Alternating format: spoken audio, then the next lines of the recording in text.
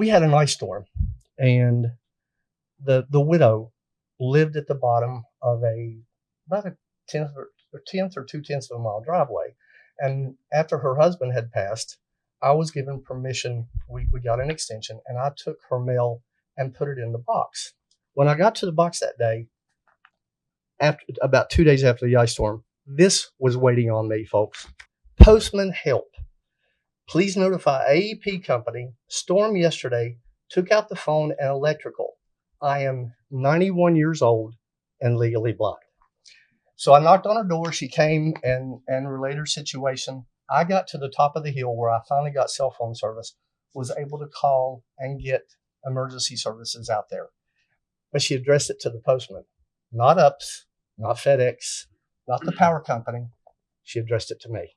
I've kept this for about 10 years now. So, Don, I'm curious from a national perspective, how rural carriers across the country are serving as frontline workers in the face of national disasters and other emergencies?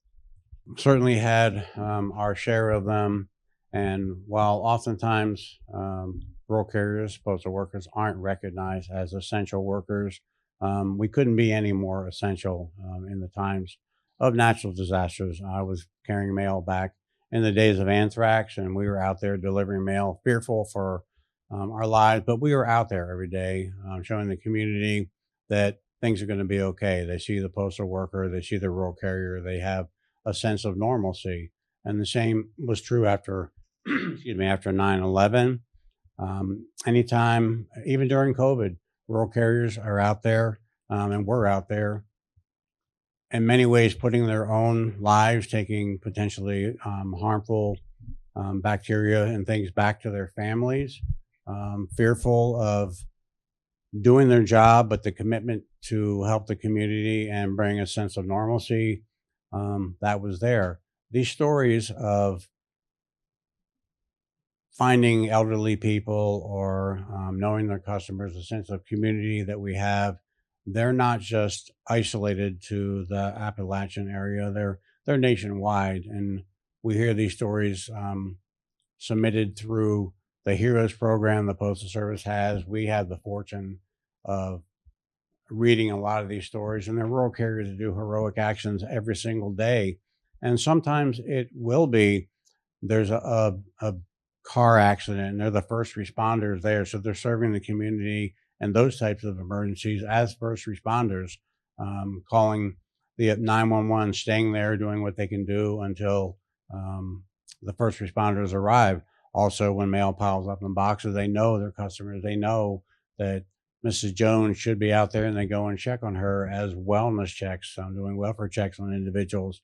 And it's not just the elderly. Many times I read stories of rural carriers that find, and this actually happened to me when I was delivering my route, find a small child wandering in a place they shouldn't be, heading towards a 4-lane highway.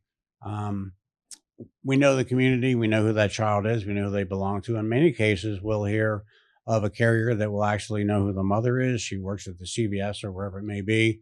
Call and say, hey, little Susie's down here on the road. I've got her in my mail vehicle or my LLV. Can you come get her? Because she's not supposed to be walking down here.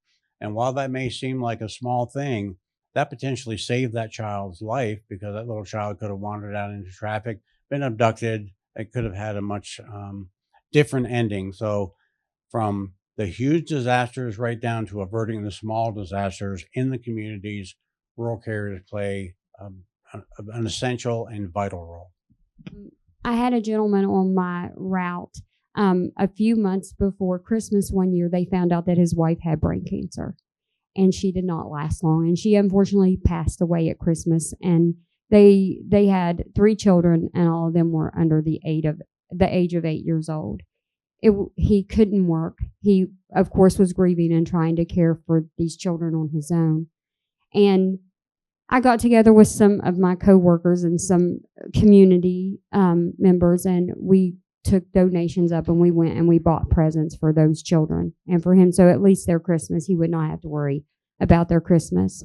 He saw me a few weeks after, because I had dropped him off on his doorstep, and he told me he knew where the presents had came from. And I said, "Isn't Santa amazing? He's just amazing." And he just winked at me, and he said, "You'll never know how much that meant to me." So and he's since moved away. But those are just things that you become as a rural carrier. These people are someone's mother or father or sister, brother, or child. And just the human aspect, I think, of our craft is what sets us apart from some of the other crafts. We have a heart. Well, we need to be vigilant about this possible, full-scale privatization of the Postal Service. I kind of think the most immediate threat might be more of a partial, kind of stealthy privatization of pieces of the system. There are already some politicians out there talking about, well, let's just leave the last mile delivery to the public service and have private corporations do everything else. And I think that's dangerous for a couple of reasons. One is they could get it done more easily without having to go to Congress for approval. And the reason that's a big deal is there is strong bipartisan opposition in the U.S. Congress to privatizing the Postal Service. But you could circumvent that by doing some of these piecemeal things. And then the other thing is that a lot of people who hear that kind of idea, will leave the last mile to USPS and let corporations do the rest. They might think, well, that's not so bad. I mean, that's the part of the service people are most aware of. They know their carriers. Everybody loves their carriers. They might not think so much about the rest of the whole system. But if you hollow it out, if you take out the more profitable parts, especially the package processing and all of that, it's going to be much harder for the Postal Service to fulfill their universal service obligation of going to every address in America at least 6 days a week.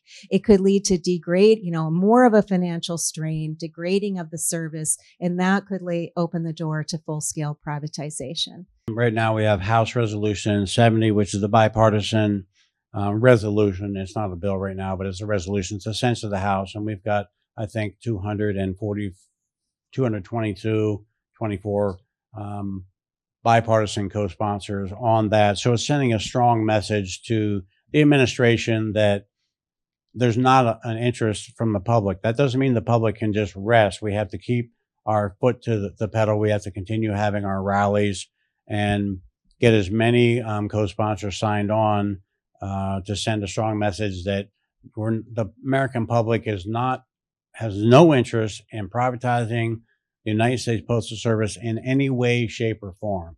So that is important, that they pick up the phone and they call their representative. They send letters, they send emails, whatever they can do to keep the pressure on, letting Congress know that there's no interest in that. Right now, the focus needs to be getting more senators signed on to the Senate version. So that activism is what the public can do. The rural carriers have been holding rallies, bringing awareness. And if we have certain representative of Congress who is refusing to sign on to this, then we may be holding rallies in their parking lots at their district offices and bringing awareness to the public that, hey, this representative has no interest in keeping the Postal Service private. And the same goes for the Protect Our Letter Carriers Act. We need voting constituents in congressional districts to call their representatives and make them aware that this matters to them, that the Postal Service matters to them, protecting their rural letter carrier matters to them. And that's done by what your zip code is, because when you call a congressional office, the first thing they ask you is, where do you live? Not because they want to know if you have a nice house. They want to know if you are a voting constituent. They want your zip code.